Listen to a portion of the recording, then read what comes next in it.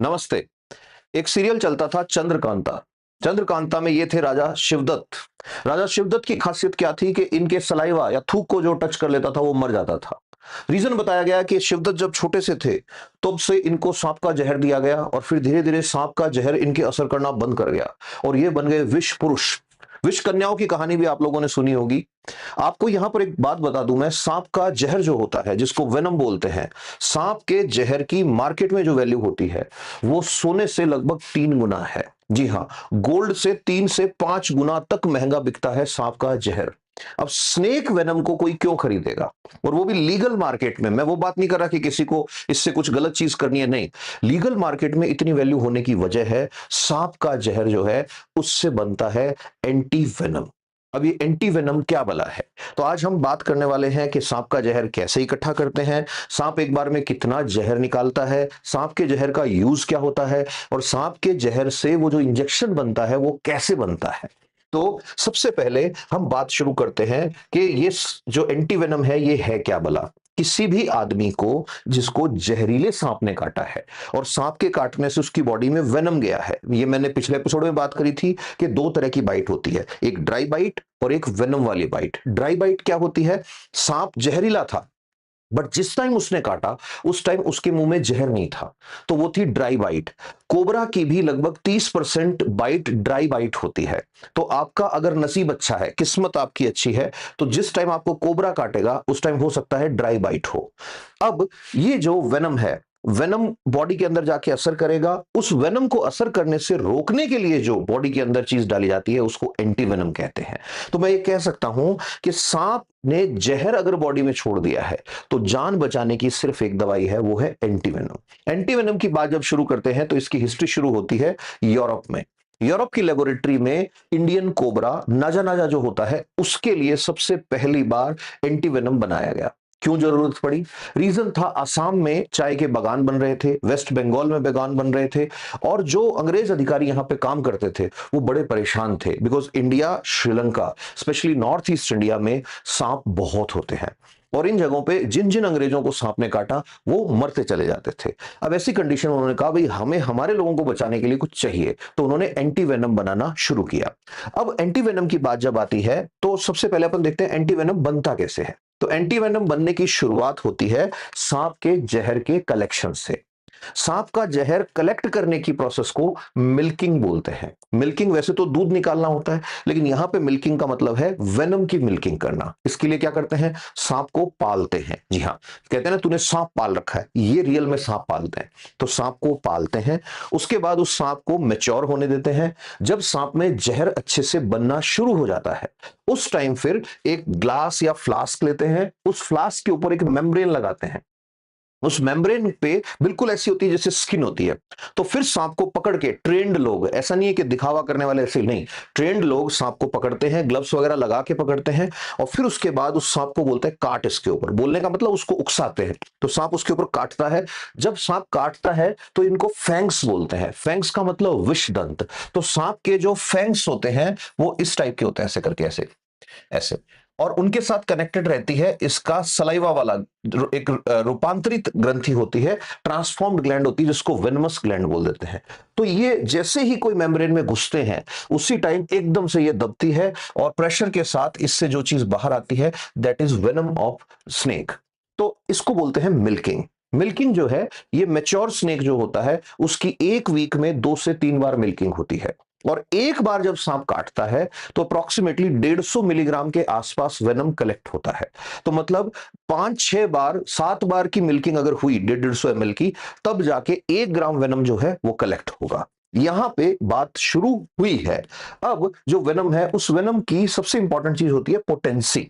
अब पोटेंसी क्या होती है? तो वेनम जो होता है उसमें यह देखा जाता है कि ये कितना खतरनाक है। खतरनाक का मतलब है कि वेनम जब बॉडी में जाएगा तो उसमें वो केमिकल कितना है जो बॉडी को डैमेज करता है। इसको बोलते हैं पोटेंसी ऑफ वेनम। तो पोटेंसी डिसाइड करने के बाद वेनम जो होता है उसकी अलग अलग कैटेगरी बनाते हैं, और कैटेगरी बनाने के बाद एक स्पेशल प्रोसेस होता है जिसको बोलते हैं फ्रीज ड्राइंग। फ्रीज ड्राइंग का मतलब क्या है कि आपको उसको सुखाना है। बट सुखाना गर्म करके नहीं है। अब आप कहोगे सर ऐसा होता है क्या? बिल्कुल होता है। फार्मा इंडस्ट्री में फ्रीज ड्राइंग या लायोफिलाइजेशन बहुत कॉमन है। पेनिसिलिन के इंजेक्शन देखना पाउडर फॉर्म में आते हैं, वो ऐसे ही बनते हैं। तो उसको क्या करते हैं, स्नेक का वेनम है उसके क्रिस्टल बना लेते हैं। क्रिस्टल बना के फिर उसके ऊपर बैच नंबर लिखते हैं। बैच नंबर जो बनते हैं वो उसकी कैटेगरी ऑफ पोटेंसी के अकॉर्डिंग डिसाइड किए जाते हैं। तो हमने 2 स्टेप पूरे कर लिए। पहले में मिल्किंग मतलब वेनम इकट्ठा कर लिया, दूसरे में वेनम की ड्राइंग कर दी, उसको सुखा लिया हमने। अब हम तीसरे स्टेप पे चलते हैं। तीसरे स्टेप में आते हैं घोड़े। इसमें लेते हैं हट्टे कट्टे घोड़े बढ़िया वाले। अब जो घोड़े होते हैं एकदम जवान घोड़ों को लिया जाता है और उन घोड़ों को एकदम हेल्दी घोड़ा होगा, उसके टेस्ट अच्छे से करते हैं, उसकी बॉडी एकदम परफेक्ट होनी चाहिए। अब इस घोड़े में जो हमने बैच बनाए थे उनमें सबसे कमजोर वाला जो वेनम था, जिसमें सबसे कम जहर था, उसका इंजेक्शन लगाते हैं। अब जैसे ही इंजेक्शन लगेगा शरीर में जहर का, अब देखो हमारी बॉडी में एक बहुत चमत्कारी चीज है जिसको कहते हैं एंटीबॉडी। ये बहुत काम की चीज है।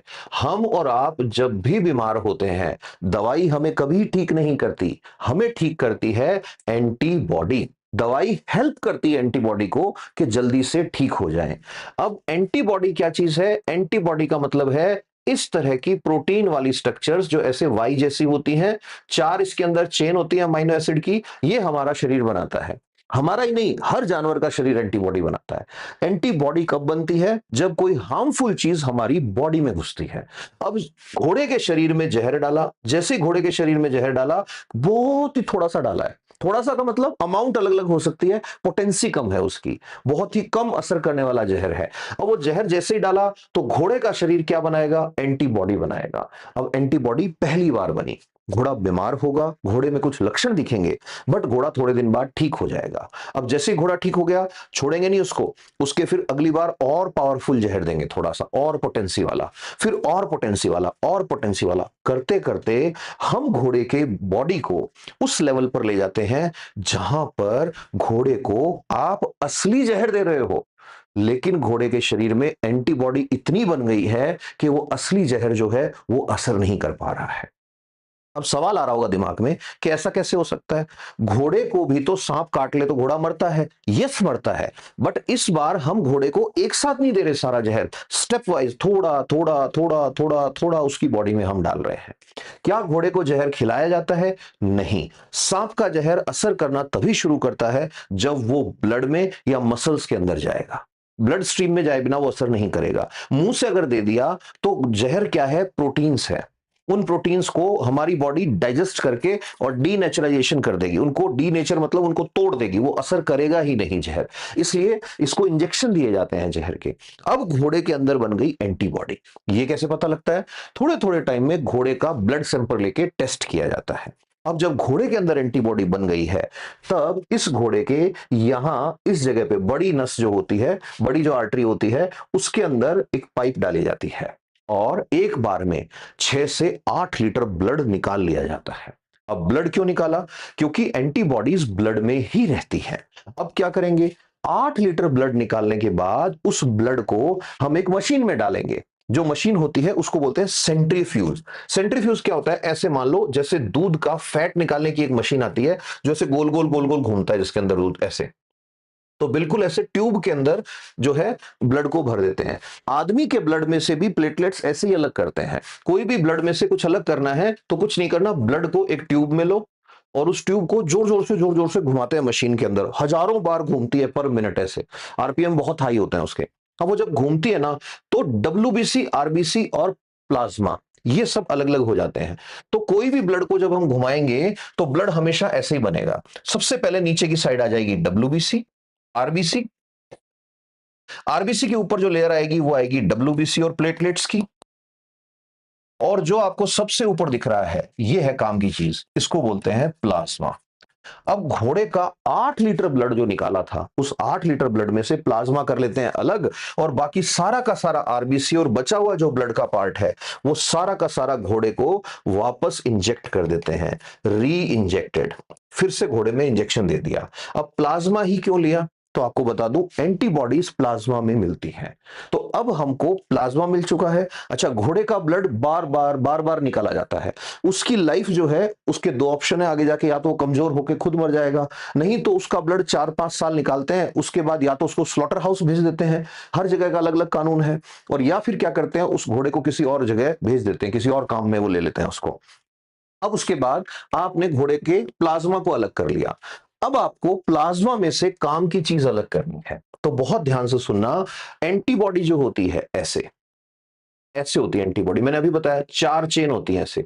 अभी जो रेड वाली मैंने बनाई है ये है light chain, L1 and N2 बोलते हैं इनको, और ये जो बड़े वाली बनाई है ये है heavy chain, H1 and H2 बोल देते हैं इनको, और ये डाइसल्फाइड बॉन्ड से जुड़ी होती है ऐसे।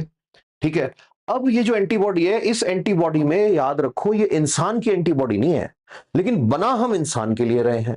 तो हमें क्या चाहिए, एंटीबॉडी का वो पार्ट चाहिए जो सांप के जहर के लिए बना है, बाकी से हमें मतलब नहीं है। तो अब हम इस एंटीबॉडी को खूब सारे प्रोटीन डाइजेस्टिंग एंजाइम से इंट्रोड्यूस कराते हैं।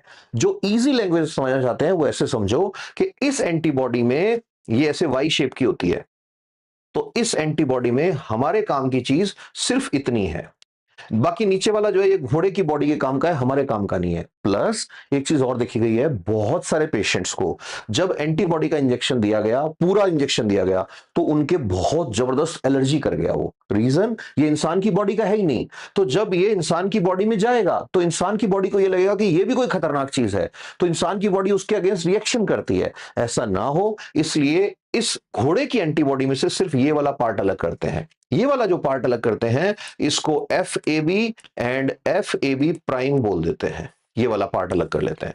अब ये वाला जो पार्ट अलग किया है, इस पार्ट को लेके प्योरीफाई कर लेते हैं, और लास्ट में बहुत सारे मेथड्स होते हैं, HPLC लगा सकते हैं, क्रोमेटोग्राफी लगा सकते हैं, अल्ट्रा फिल्ट्रेशन कर सकते हैं, बहुत सारे मेथड से इसको अलग कर लेते हैं।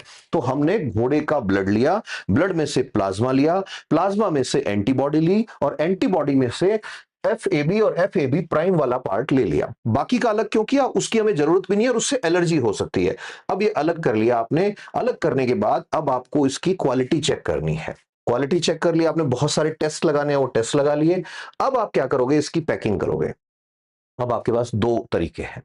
दो तरीके क्या हैं, आप उसको लिक्विड की फॉर्म में बेच सकते हो, आप उसको लायोफिलाइज्ड यानी वो जो फ्रीज ड्राइंग की मैंने बात करी थी पाउडर की फॉर्म में बेच सकते हो।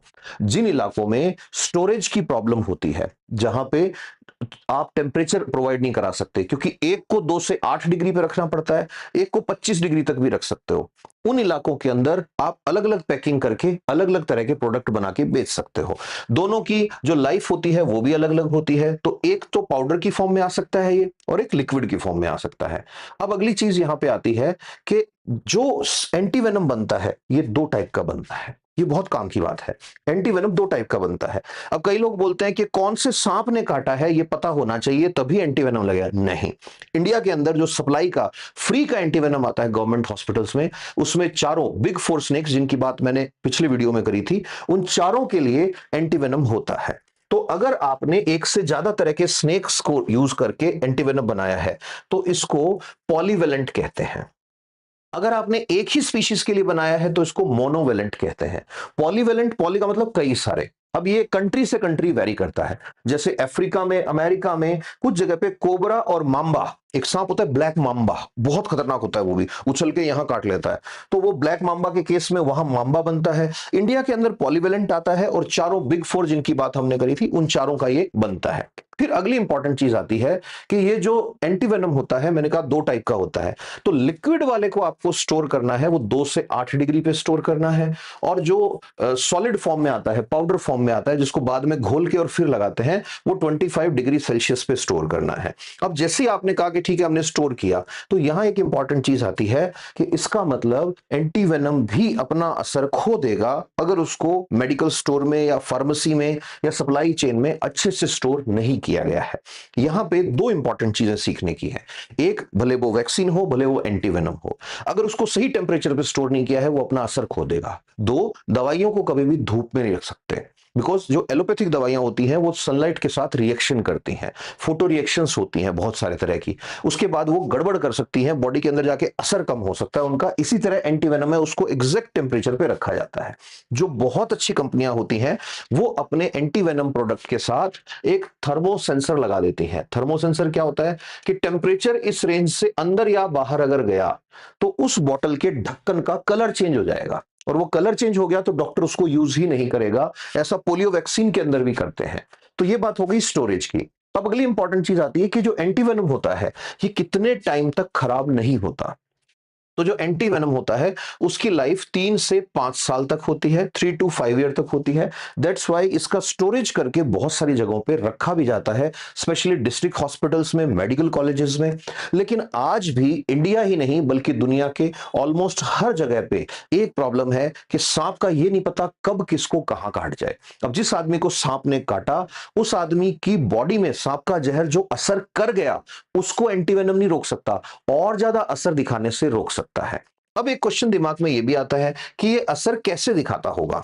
तो देखो, इसको समझने के लिए सिंपल सी बात याद रखना कि भले ब्लड स्ट्रीम में हो, भले वो मसल्स के अंदर हो, भले वो कहीं और जगह पे न्यूरॉन्स के अंदर असर कर रहा हो, सांप का जहर जो है वो है एक तरह का प्रोटीन। मान लो ये सांप का जहर है, उस जहर के अंदर जो केमिकल है वो जा रहा है। अब ये असर तब करेगा जब हमारी बॉडी के अंदर, ये हमारी बॉडी है मान लो, हमारी बॉडी के अंदर जाके और ये अटैच होगा। अब जब जहां पे ये जाके अटैच हो जाएगा ऐसे, वहां पे निकल के आएगा इसका इफेक्ट। अब इसी टाइम पे इसी आदमी को अगर आपने इंजेक्शन दे दिया एंटीवेनम का, तो एंटीवेनम इस तरह की स्ट्रक्चर होएगी। खुद एंटीवेनम जाके इसके साथ जुड़ जाएगा, और एंटीवेनम जैसे इसके साथ जुड़ जाएगा ये इसको अपना असर नहीं दिखाने देगा। तो मतलब एंटीवेनम क्या सांप के जहर के हो चुके असर को ठीक करता है? नहीं। और ज्यादा असर दिखाने से रोकता है? यस। एंटीवेनम काम कैसे करता है? एंटीवेनम का काम करने का सीधा सा तरीका है। एंटीवेनम बोलता है कि मैं अगर बॉडी में पहुंच गया तो मैं जुड़ जाऊंगा सांप के जहर के हर एक केमिकल के साथ। तो जब ये उसको पकड़ लेगा, इसको ऐसा समझो मेरे हाथ में चाकू है और मैं आपको मारने आया हूं, अब कोई आके पीछे से और मेरे को ऐसे पकड़ ले, चाकू को ऐसे चलाने नहीं दे मेरे को, तो मैं आपको नुकसान नहीं पहुंचा सकता। ठीक ऐसे ही सांप का जहर आपकी बॉडी में गया और उसी टाइम आपकी बॉडी में एंटीवेनम आया, तो एंटीवेनम, मैं अगर सांप का जहर हूं तो एंटीवेनम मेरे को ऐसे पकड़ लेगा पीछे से कि नहीं तुझे मारने नहीं दूंगा मैं किसी को। तो दैट्स हाउ एंटीवेनम किसी की भी लाइफ बचा सकता है। तो क्या एंटीवेनम एडवांस में लगा के रखना चाहिए? नहीं। क्यों नहीं लगाना चाहिए? अगेन आई एम सेइंग, ये बाहर से आया है, इसीलिए इसके लिए एक प्रोटोकॉल होता है कि लक्षण देख के, सिम्टम्स देख के डिसाइड किया जाता है कि एंटीवेनम किसको देना है किसको नहीं देना है। गवर्नमेंट की गाइडलाइन आती है, बकायदा एक चार्ट आता है गवर्नमेंट का कि इस चार्ट को फॉलो करते हुए डिसाइड करना है कि एंटीवेनम देना है या नहीं देना है। तो अगर आपको वो चीज भी देखनी है और ये भी देखना है कि भाई सांप जहरीला था या नहीं था, तो आज नीचे कमेंट में पोस्ट कर देना यस की जगह बस इतना लिख देना वाई। आप वाई लिख दोगे मैं समझ जाऊंगा कि हाँ आपको गायरस सर्कस से एक और वीडियो इसी सीरीज में चाहिए। Stay happy, stay blessed, love you all, thank you.